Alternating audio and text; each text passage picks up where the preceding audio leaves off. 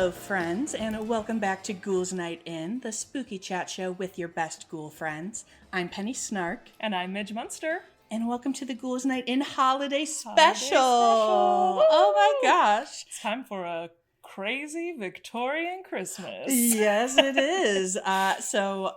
We have talked on the podcast before about the fabulous Victorian tradition of Christmas ghost stories. And we read some Victorian ghost stories last night amongst our friends, and we wanted to share one with all of you as well. Yes. So today we are going to be reading The Kit Bag, which is by Algernon Blackwood, which is an amazing name. 10-point name, yeah. 10-point name. I skimmed his Wikipedia page, and apparently he lived a wild and crazy life where he was a dairy farmer for a while. He was a broadcast journalist, but he was also a prolific writer of ghost and horror stories. Exciting. So we are going to read this one for you, and we hope you enjoy it. So, Midge, would you like to get started? Yeah. So I also want to plug, we were looking up ghost stories to read, and Penny found this one online as one of the more short versions that we could easily read on a podcast episode, but also that we're going to read it off of a computer because we were looking for them online, and we were like, oh, how are we going to read it on camera if we're on our phones? That's not very Victorian. No, not aesthetic at all. So we got very lucky. I own this book, A Very Frightful Victorian Christmas, 12 Ghost Stories, 6 Victorian Recipes created and compiled by Amanda Woomer, our friend, Spook Eats, who we've talked about on the pod before. I bought this at the Haunted America conference this year, and luckily the story is in this book. So it's meant to be. We get to read out of this lovely little book. Very exciting that worked out. Definitely keeps the aesthetic alive. I guess we should also say, if you are listening to the pod right now, we are doing something a little special for this episode and live filming for the first time since we recorded our first episode together. Original set. Yes, we are back on camera. Back on camera. So if you're watching this on YouTube, hello, welcome. We look very cute and matching in our little sister outfits in front of our beautiful black Christmas tree and black mantle. So if you are not watching, that's the scene that you can picture in your head. But if you'd like to see that, there will be photos on the Instagram as well if you're not watching over on YouTube. So I'm going to start reading The Kit Bag by Algernon Blackwood. This story is from 1908.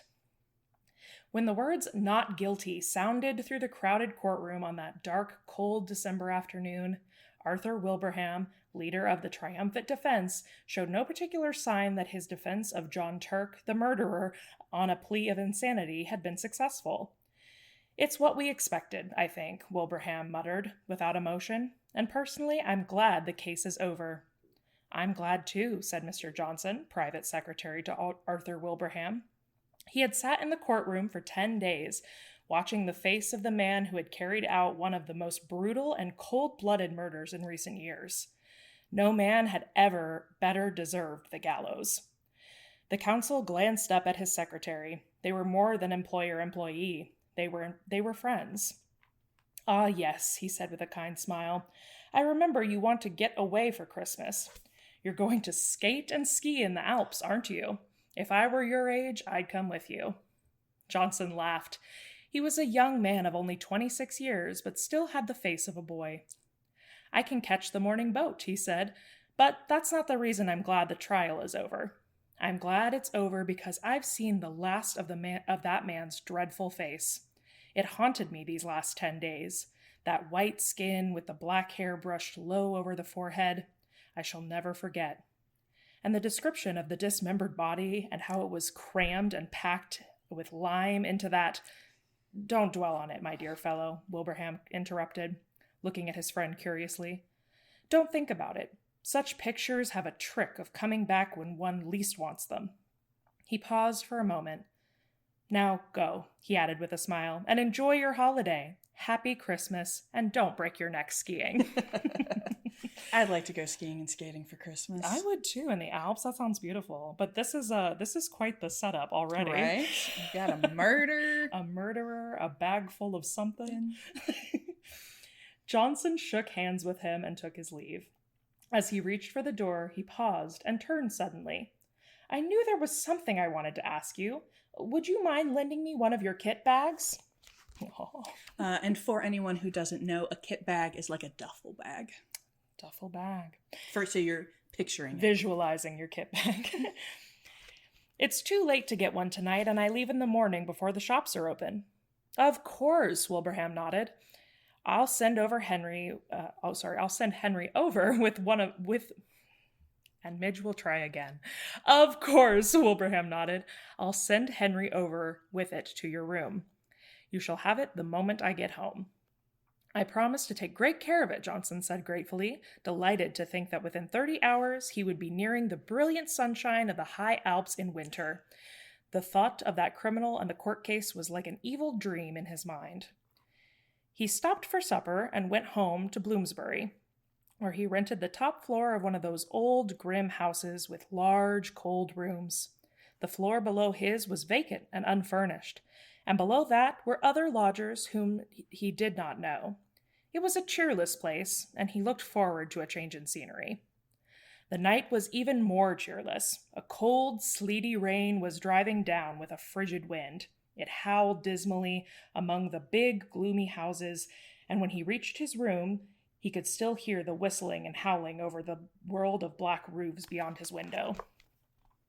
In the hall, he met his landlady, shielding a candle from the draught with her hand. This came by a man from Mr. Wilbraham, sir. She pointed to what must be the kit bag. Johnson thanked her and took it upstairs with him. I shall be going abroad this morning for 10 days, Mrs. Monks, he called out and marched up the stairs.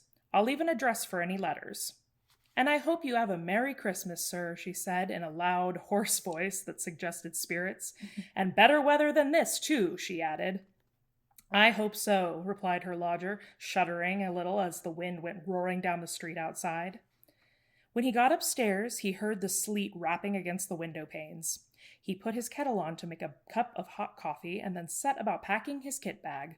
He liked the packing, for it brought the snowy mountains to his mind's eye and made him forget the unpleasant scenes of the past 10 days.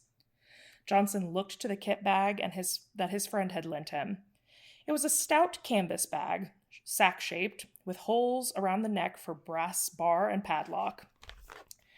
Granted, it was a bit shapeless, but not much to look at, but it was deep and wide. There was no need to pack carefully. He shoved in his waterproof coat, his fur cap and his gloves, his skates, his climbing boots, his sweaters, snow boots, and earmuffs. On top of these, he piled his woolen shirts and underwear, his thick socks, and knickerbockers. The dress suit came next, in case he was required to dress for dinner at any point, and then thinking of the best way to pack his white shirts, he paused for a moment. That's the worst part about these kit bags, he mused. Everything wrinkles so easily. Hate when everything wrinkles in your kit bag. I know.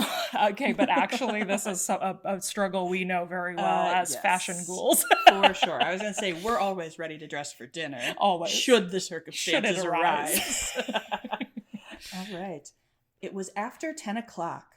A furious gust of wind rattled the windows as though to hurry him up, and he pitied the poor Londoners whose Christmas would be spent in such a nasty storm, while he would be skiing over snowy slopes in bright sunshine and dancing in the evening with rosy-cheeked girls. He's really rubbing it in. Right?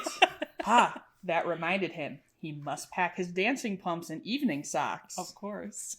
He crossed over from his sitting room to the cupboard on the landing where he kept his linens.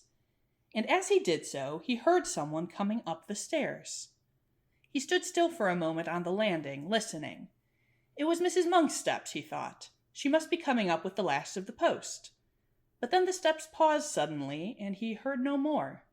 They were at least 2 flights down, and after a moment of thought, he came to the conclusion that the footsteps were too heavy to be those of the old landlady.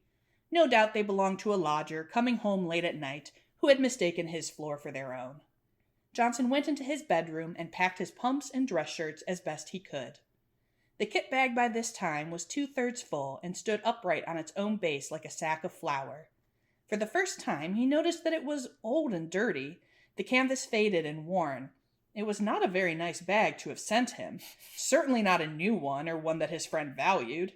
He gave the matter a passing thought and went on with his packing. Once or twice, however, he caught himself wondering who it could have been wandering down below, for Mrs. Monks had not come up with any letters, and that floor below was empty and unfurnished.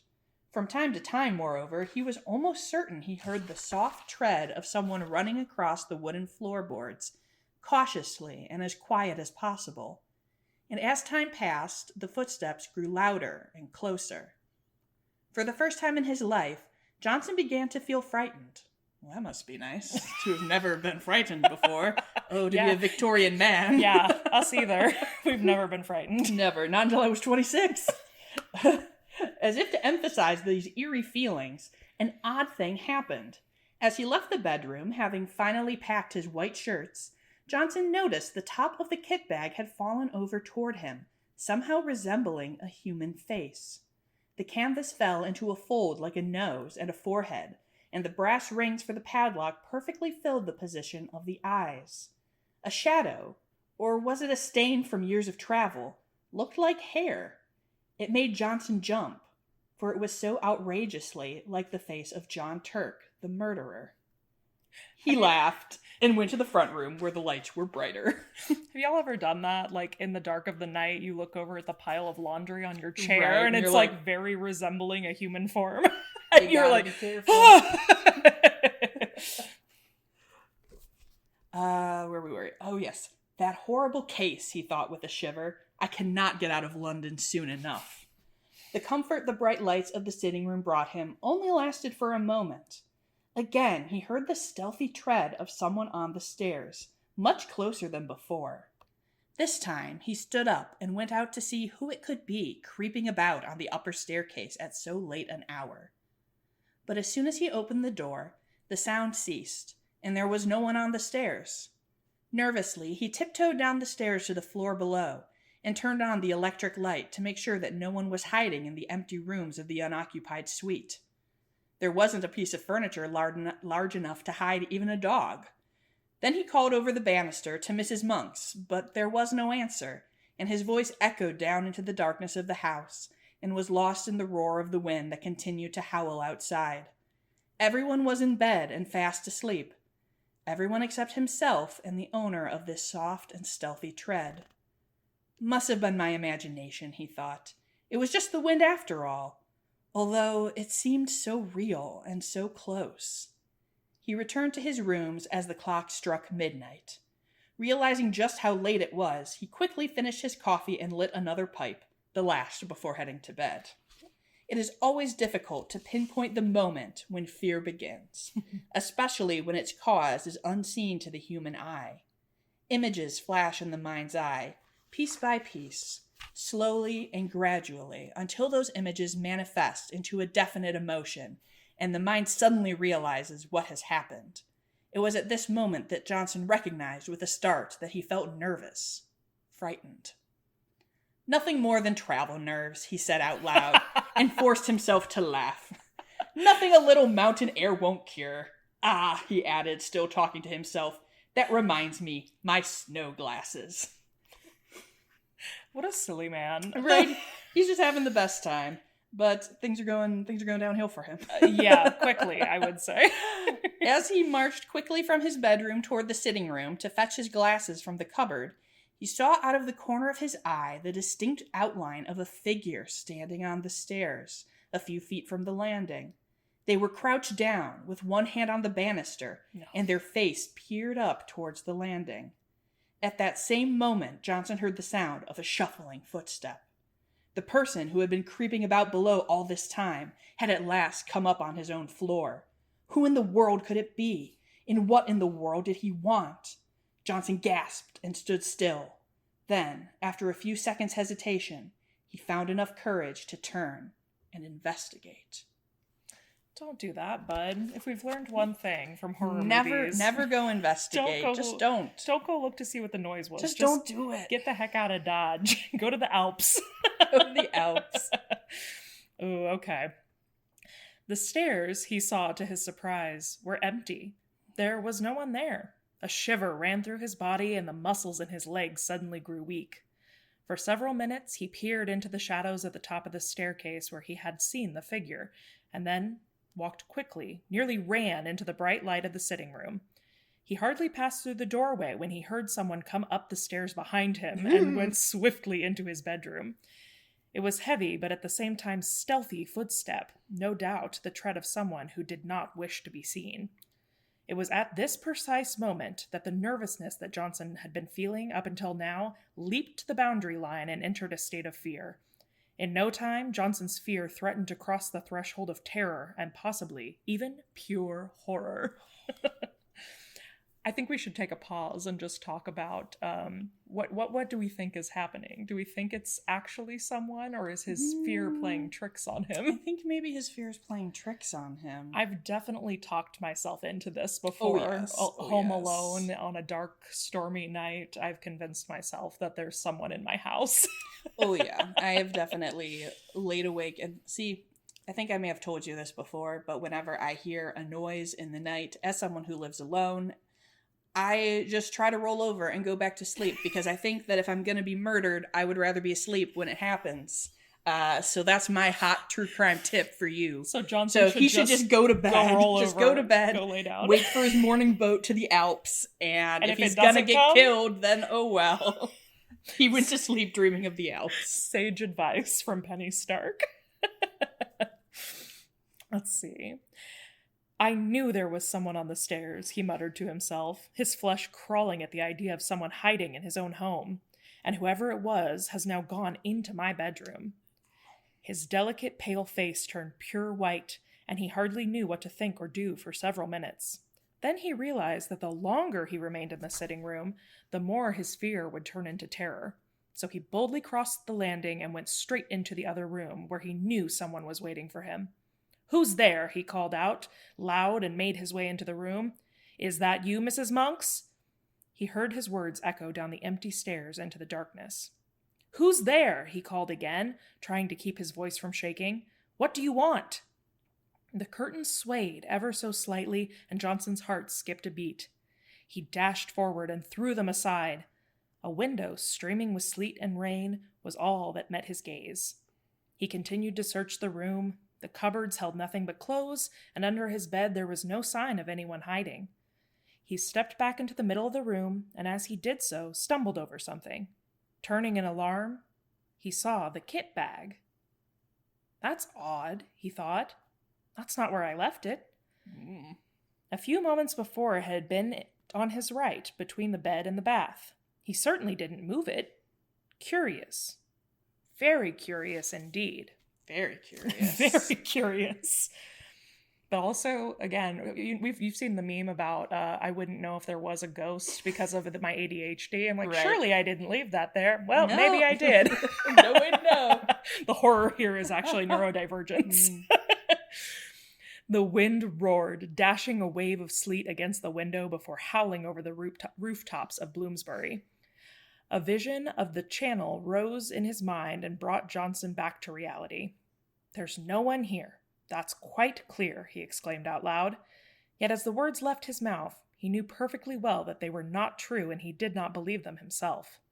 He knew someone was hiding, close to him, watching his movements, trying to stop him from packing. He doesn't want him to go to the Alps. That's the motive of this intruder. You thought you were going skiing? Mm-hmm. No. You were too happy about everyone being stuck in London in the bad weather.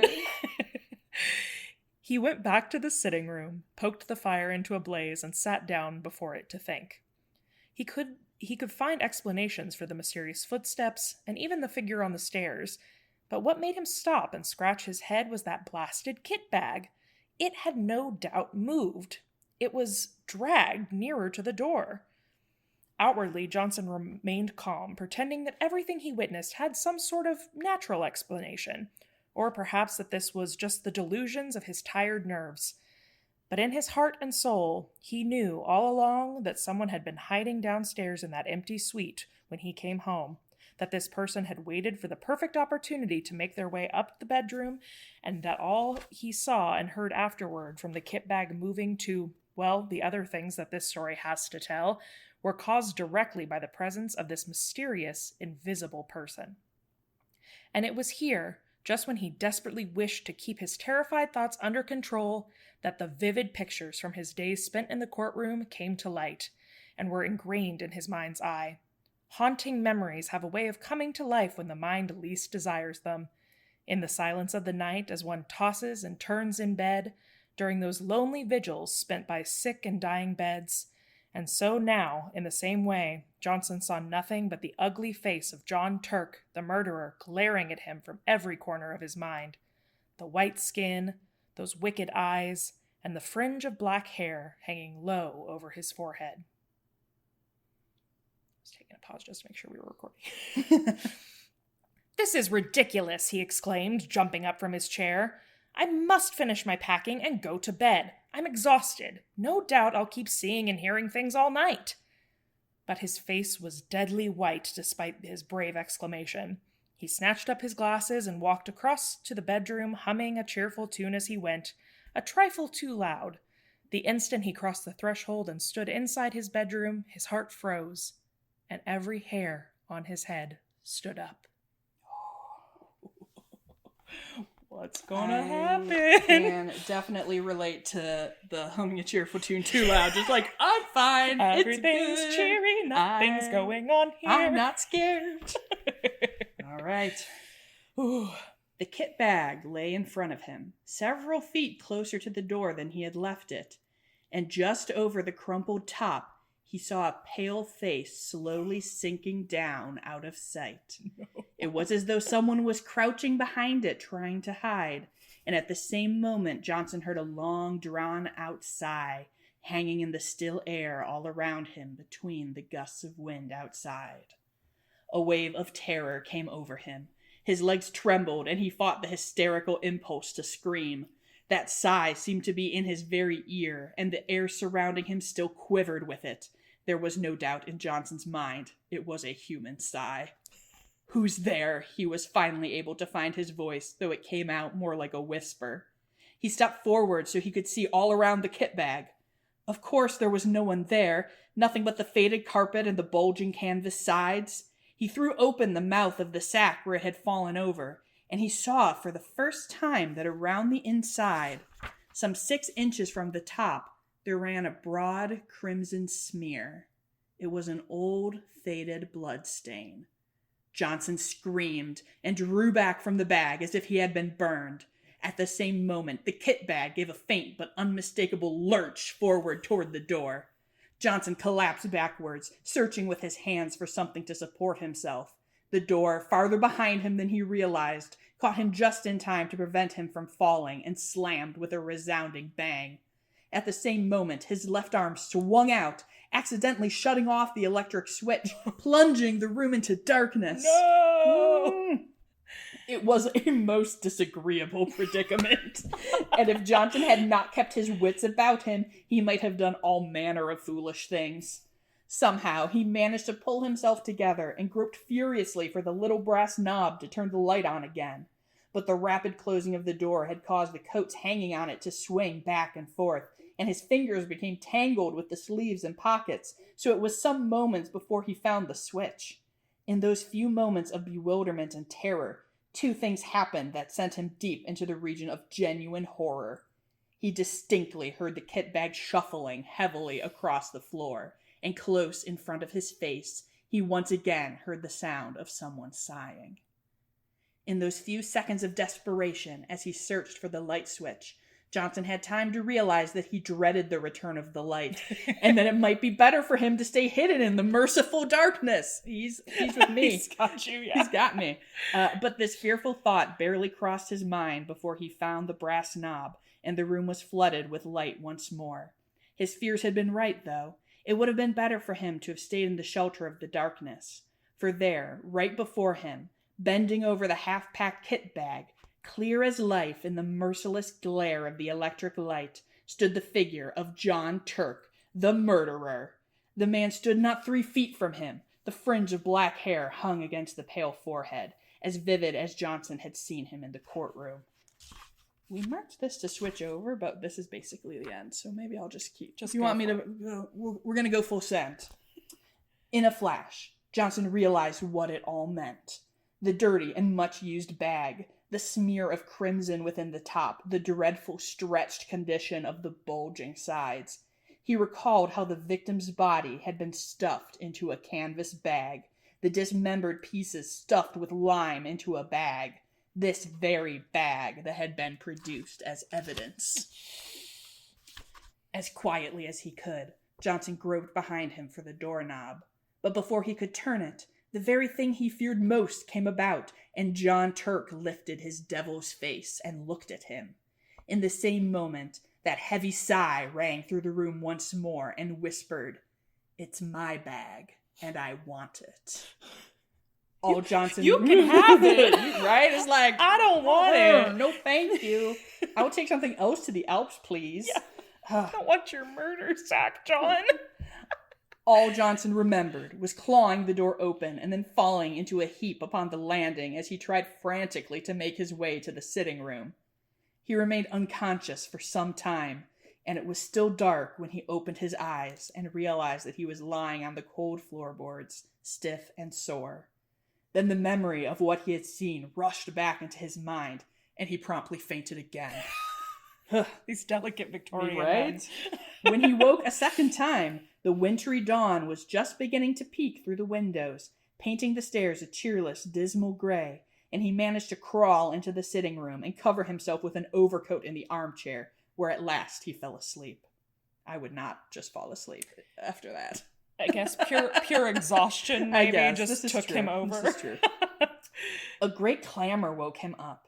He recognized Mrs. Monk's voice echoing through the apartment right away. "What? You ain't been to bed, sir? Are you ill, or has something happened?" Her voice grew louder as she entered the room. "And there's a gentleman here to see you, though it ain't 7 o'clock yet. He says it's urgent." "I'm all right. Thank you, Mrs. Monks," he stammered. "Who is it?" "Someone from Mr. Wilbraham's office, and he says he ought to see you quick before you go away for the holiday. I told him—" "Show him up, please, at once," said Johnson, whose head was whirling and still filled with dreadful visions of the long night. Mr. Wilbraham's man came in offering his apologies and explained briefly and quickly that an absurd mistake had been made and that the wrong kit bag had been sent over the night before. Henry somehow got hold of the one that came over from the courtroom, and Mr. Wilbraham only realized it when he saw his own lying in his room and asked why it had not gone to you, the man said. "I'm afraid he must have brought you the one from the murder case instead," the man continued, without any emotion on his face. "Shucks, fella."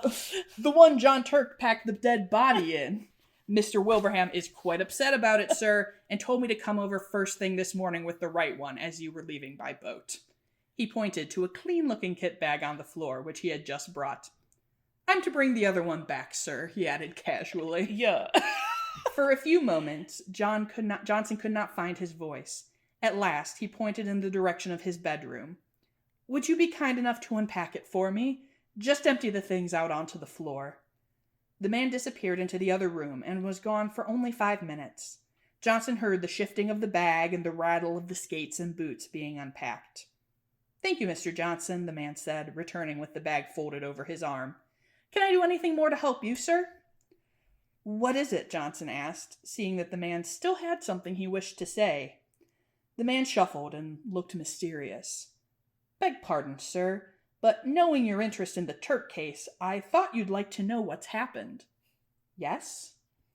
"John Turk killed himself last night with poison, immediately upon his release, and he left a note for Mr. Wilbraham saying he'd be much obliged if they'd have him buried, same as the woman he murdered, in the old kit bag."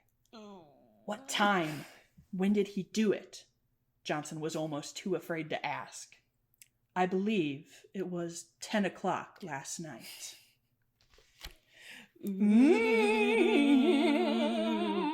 Have you ever had a ghost come to try and crawl inside his murder duffel bag? I was wondering what the twist was going to be, because at first I thought maybe he had Yeah. Well, I guess he went because they free, released though. him. Yeah, he was Okay, so the thought was that he could have been there. been there But creeping. I was thinking when he was like slinking and he kept crouching behind things, I was like, well, surely a human form can't hide Yeah. behind a duffel bag. Yeah, that sounds like a ghost. Ooh, that was a good one. Yeah. I liked that one a lot. That was very spooky. Oh my gosh. We've read a few now over the last couple days, and this was probably this is tied for my favorite. We also read another one that was about like a woman and her child that had died in the snow. Yes, I believe that one's called The Nursemaid's Tale. If anyone is looking it up, is also very, very good. So I can see where if this was Victorian times and it is very little like. We have basically candlelight to go by, and it's dark and it's winter and you're in these big like drafty old houses, how that would be very, very spooky. Yes. Oh my gosh. To just curl up with your blankets and read a scary story on a wintry night. I love it. It's very good. Well, this was our little Christmas treat for all of our ghouls out there. So we are going to be taking a break and be back in the new year. Yes. So we will be back soon with all sorts of spooky tales of our own. But thank you so much for joining us for this spooky Victorian tale and for having a little dark Victorian Christmas celebration. Yes. With your ghoul friends. And thank you all for a wonderful year of Ghouls Night In. Yes. We have appreciated everything you've done for us this year, all the reviews you've left, all the comments you've shared. It just means the world to us. So we hope you have a very happy holiday, however you celebrate, and we'll see you in 2024. Yes, if you want to follow along with us, you can find us on Instagram at Ghouls Night In Pod, and you can find me all over the internet at Penny Snark. And you can find me all over the web at Midge Munster. And until next time, goodbye.